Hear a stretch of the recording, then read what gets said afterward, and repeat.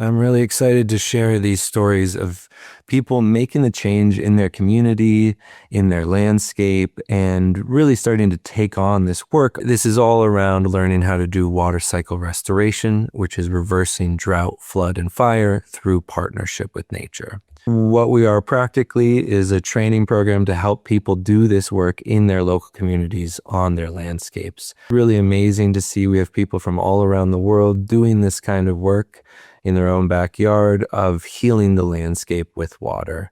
So I work a lot with water management at different scales.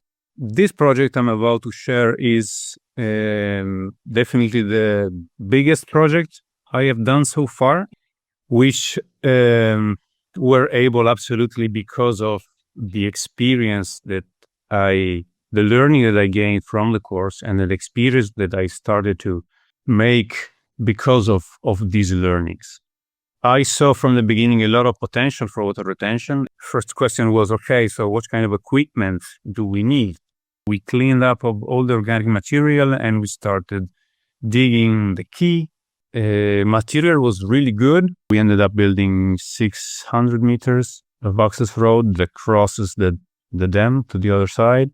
So this was a really, really, really nice project full of learnings. But I'm surprised on myself because I felt really confident from the beginning, which I think is one of the best things that this course of water stories gave me is confidence to do this kind of work that I want to do. I saw the course and the first thing that my mind says was, I am not going to do this. Absolutely no way. I have way too much on my plate. This is a really intensive course. There's no way I'm going to do this. But my gut was very clear in, yeah, I am probably going to do this. So I remember very well my first site analysis having a severe case of imposter syndrome. But within an hour, I found myself completely immersed in the experience and having so much fun. And a couple of weeks later, I had made my first design. But luckily, I didn't have to figure all of this out by myself because I was surrounded by an amazing community of fellow students and former students of the core course. About 8 months after I'd started the course, I was teaching 11 people about water cycle revival. And they left feeling incredibly inspired and hopeful and equipped, which was an amazing gift to me. My aim here really is to bring water closer to the people, to do advocacy for the people, not for politicians. This path is not a straight one. This is what I wanted to say. It's with ups and downs, but with every down, every up, you learn something and you come closer, and eventually there's going to be something good coming out of it. And we could really all really think about it more and be like water, because it just makes life so much easier. I knew I wanted to be involved in agriculture, just wasn't really sure where I'd fit. And I also heard about water stories. And I attended a weekend workshop that you see here. And I met with a client and I was honest. I said, I don't really know a whole lot about rainwater catchment, like from a roof to supply your house, but we can work it out together. More than one person thought that this photo was fake. So when I posted it, they're like, oh, what modeling program are you using? Like, it's a shovel and a pick. These exercises in the course have been invaluable as well as the content. So we need to I'm going to focus on more of these workshops with kids because parents are always looking for ways to get their kids outside and do things. I just want to share a little bit about a regenerative farm called Mama Tree. We're converting an old conventional citrus orchard into different agroforestry systems, different silvopasture systems. Just all of this huge area used to be one giant interconnected web of a giant coastal wetland.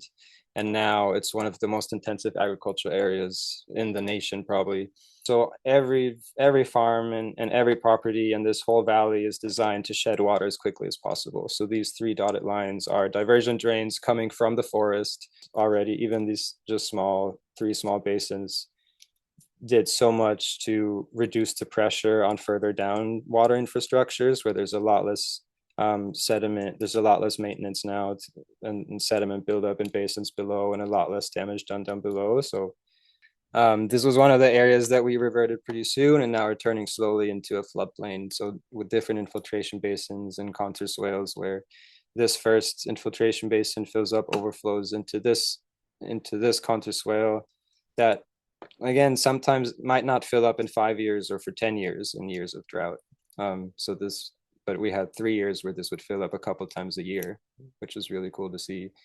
And there's more potential for more subsurface fed water bodies over time.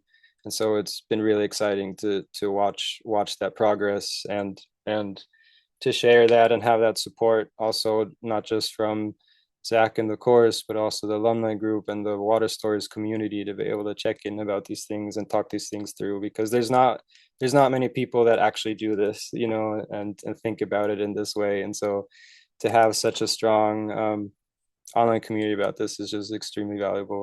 Today, I want to share our water stories from Japan. Through this work, we learned something very important. Forest is powerful, but in strong heat and drought, forest also needs water. Water stories help us change the way we see land. We started to read land more deeply. This was a big shift for us. We started to see each home as a micro watershed. We began with the place closest to everyday life: homes, garden, and small living space. Our work is not only a small living space.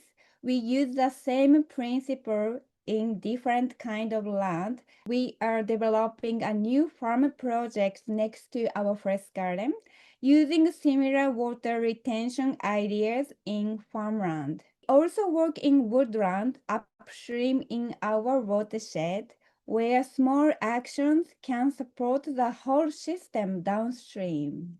Over 10 years, we want to test whether 1,000 forest gardens and water bodies can help create cooler local conditions during peak summer heat. Even if each effort is small, we believe it can still help care for the world. どうもありがとうございました。ありがとう。ありがとう。 Thank you so much. I'm Kerrie. I'm trained as a conservation scientist, but the last 5 years I've taken on a different project, which is building a regenerative homestead. We had some help and designed and installed this rainwater collection system. So we also designed into our regenerative homestead a gray water system. We terraced this land, and again, this is before I did the water stories course, and so I now know that there are mistakes that were made, but it's serviceable. During the course, I presented this as a question of like, what do I do with this thing, Zach? And he challenged me to fix it. And the solution that I came up with was to take the rain gardens and to connect that instead into a terrace. So I went into this work feeling like I wanted to heal landscapes.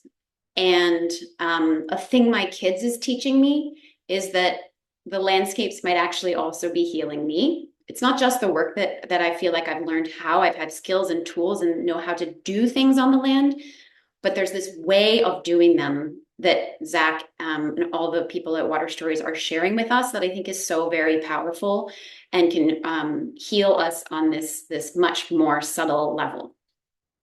So I'm still in the middle of my water stories and my learning, and I'm loving it. I'm having so much fun. From that exhibition, I started a little education program. This program encouraged exploration using all of our senses and imagination, following the old paths of those streams I showed you. The Wakamoiko centralized dam proposal, which came up at about the same time as the exhibition. And this is on the stream that we were literally using as our classroom, and went to so many public meetings and sharing what we would find and the value of the ecosystem that was there. And so we fought for 2 or 3 years. This is when I found Water Stories, So if we're going to fight this proposal, we need to replace it with alternative ideas. After the initial kind of pressure of paying for the course and learning about Water Stories platform and how to use it, and then working through the course, I've grown to really love the community